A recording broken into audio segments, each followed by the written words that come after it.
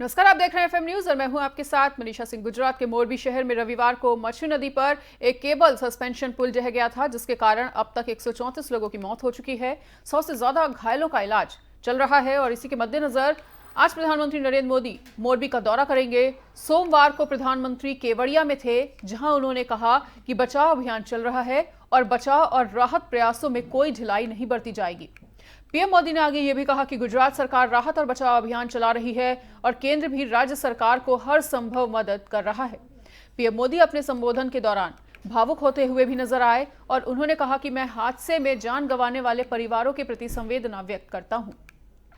दुख की इस घड़ी में सरकार हर तरह से शोक संतप्त परिवारों के साथ है और गुजरात के मुख्यमंत्री भूपेंद्र पटेल मोरबी पहुंचे थे और बचाव अभियान की कमान संभाल रहे थे। इस घटना की जांच के लिए राज्य सरकार ने एक समिति गठित की है और बचाव और राहत कार्यों में कोई ढिलाई नहीं बरती जाएगी। प्रधानमंत्री नरेंद्र मोदी के दौरे से ठीक पहले विपक्ष ने कई तरह के सवाल भी खड़े किए हैं और दरअसल पीएम मोदी के मोरबी पहुंचने से पहले ही प्रशासन हरकत में दिखा और सिविल अस्पताल को दुरुस्त करने में जुट गया। अस्पताल में रंगाई पुताई करवाई गई और इसी के साथ जहां जहां टाइल्स टूटी हुई थी उसकी मरम्मत की गई। इसकी कुछ तस्वीरें भी सामने आई और कांग्रेस ने इसे मुद्दा बना लिया। कांग्रेस की नेता सुप्रिया श्रीनेत ने भी इस मामले में ट्वीट किया है।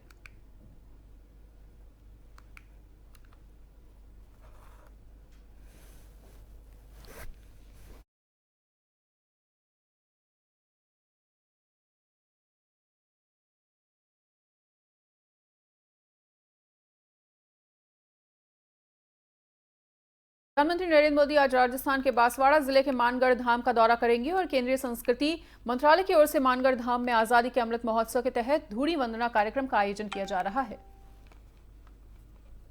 आपको बताना चाहेंगे कि इसमें शामिल होकर पीएम मोदी आदिवासी समुदाय को संबोधित करेंगे और इस मौके पर पीएम मोदी मानगढ़ धाम को राष्ट्रीय स्मारक घोषित कर सकते हैं। बताते चले कि गुजरात और राजस्थान की सीमा पर स्थित 1500 आदिवासियों की शहादत स्थली मानगढ़ धाम पर पीएम मोदी और सीएम गहलोत एक मंच पर दिखाई देंगे और केंद्रीय संस्कृति मंत्रालय की धूलि वंदना कार्यक्रम में मध्य प्रदेश के सीएम शिवराज सिंह चौहान, गुजरात के सीएम भूपेंद्र पटेल और मध्य प्रदेश के राज्यपाल मंगू भाई पटेल भी शामिल होंगे। राजनीतिक एंगल से अगर देखा जाए तो राजस्थान, मध्य प्रदेश और गुजरात के आदिवासियों के लिए महत्वपूर्ण घोषणाएं हो सकती हैं और तीनों राज्यों में अनुसूचित जनजातियों की बड़ी आबादी है। विधानसभा की सीटों के हिसाब से मध्य प्रदेश में 47, गुजरात में 25 और राजस्थान में भी 25 सीटें अनुसूचित जनजातियों के लिए आरक्षित हैं। ऐसे में तीनों राज्यों की 97 सीटों पर इसका असर पड़ता हुआ भी नजर आ सकता है।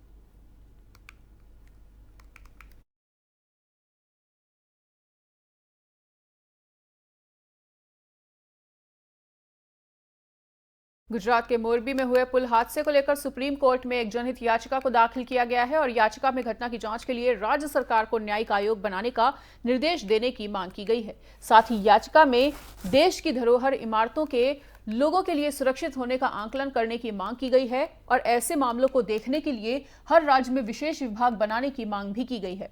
याचिका को विशाल तिवारी नाम के एक शख्स ने दाखिल किया है, जो पेशे से वकील भी है। मोरबी पुल हादसे को लेकर अभी तक आईपीसी के अलग अलग धाराओं के तहत एफआईआर दर्ज की गई है और 9 लोगों को गिरफ्तार भी कर लिया है। इस मामले में अब तक 134 लोगों की मौत हो चुकी है और गुजरात सरकार ने पुल हादसे के पीड़ितों को श्रद्धांजलि देने के लिए 2 नवंबर को राज्यव्यापी शोक की घोषणा भी की है।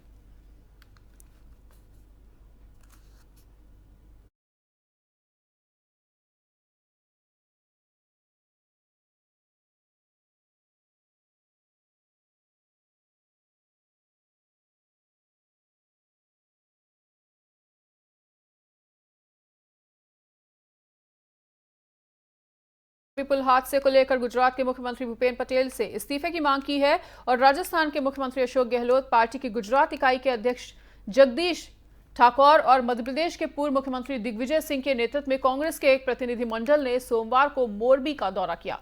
राजकोट रेंज के महानिरीक्षक अशोक यादव ने बताया कि रविवार शाम पुल टूटने की घटना में मृतक संख्या बढ़कर 134 हो गई है और दिग्विजय सिंह ने सोमवार को पत्रकारों से कहा कि इस आपदा के लिए सरकार जिम्मेदार है और मुख्यमंत्रियों को नैतिक आधार पर इस्तीफा दे देना चाहिए।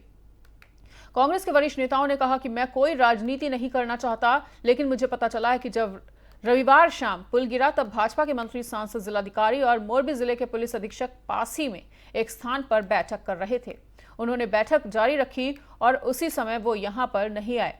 दिग्विजय सिंह ने पूछा कि अधिकारियों से बिना किसी फिटनेस प्रमाण पत्र के पुल को जनता के लिए कैसे खोल दिया गया, तो उन्होंने ये कहा कि ये मानव निर्मित नहीं, सरकार निर्मित आपदा है और गुजरात के मुख्यमंत्री को इसके लिए जनता से माफी मांगनी चाहिए और पद से इस्तीफा भी दे देना चाहिए। इतने सारे लोगों को पुल पर क्यों जाने दिया गया और जवाबदेही तो तय की ही जानी चाहिए और दोषियों को जल्द से जल्द गिरफ्तार भी कर लिया जाना चाहिए।